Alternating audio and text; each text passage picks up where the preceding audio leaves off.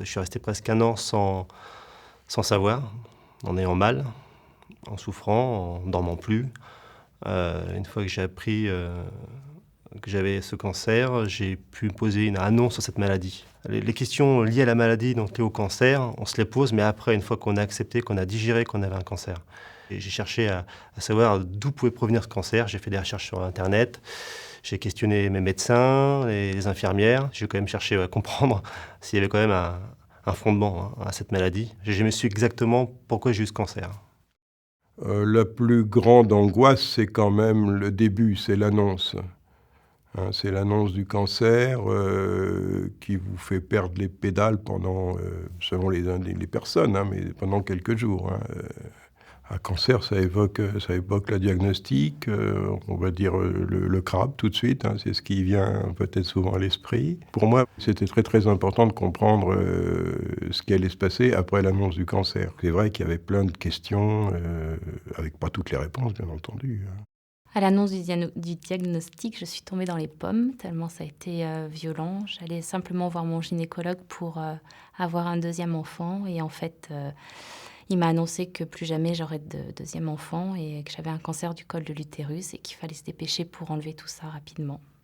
Alors je me suis posé beaucoup de questions sur l'origine de mon cancer, tout est flou. Et on ne sait pas. Donc on a parlé du papillomavirus, quelque chose comme ça, qu'on attrape, on sait franchement pas trop comment. Voilà, donc j'ai arrêté rapidement. Je suis allée voir sur Internet ce qu'il ne faut pas faire parce que je me suis fait vraiment peur. Donc ça m'a pris 2 secondes, j'ai éteint. Donc, je pense que je me suis isolée de me dire les origines, les conséquences, tout ça. Peut-être que si on me dit c'est terminé tout ça, j'irai peut-être rechercher après en me disant tiens, qu'est-ce qui s'est réellement passé et pourquoi moi j'ai eu ça. Qu'est-ce qu'évoque le mot cancer? Pour moi, c'est rien. Parce que mon cancer, je l'ai vécu sans penser au cancer. Donc ça s'est passé, je dirais, comme une lettre à la poste. Et puis ça m'a pas choqué. Bon, comme on pourrait me prendre pour quelqu'un d'inconscient, mais c'est pas le cas. J'ai fait comme si je n'avais pas de cancer. Donc j'ai une vieille habitude de rugbyman, c'est de me battre.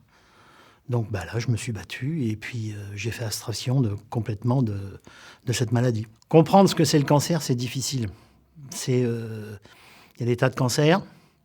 J'ai posé des tas de questions. Pourquoi un cancer? Pourquoi moi?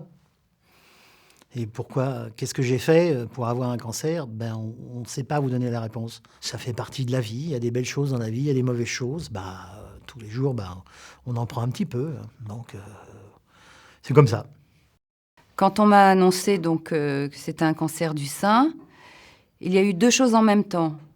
Le cancer, donc c'est grave, et je vais écouter ce cancérologue, donc c'est un cancer du sein, donc on va voir à quel stade, on va voir ce que c'est. Donc il n'y a pas eu cette angoisse fulgurante, il y a eu quand même une pensée qui pouvait encore fonctionner, pas aveuglée par l'angoisse. J'étais partie en Russie à l'époque de Tchernobyl. À l'époque, c'était l'Union soviétique. Donc, on a dit, ah, c'est là-bas, ah, c'est ceci, ah, c'est cela.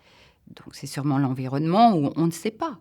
J'ai essayé de voir et de me donner des réponses sur ce que je pouvais comprendre moi-même. Donc, je me suis dit que c'était un hasard, un incident de parcours.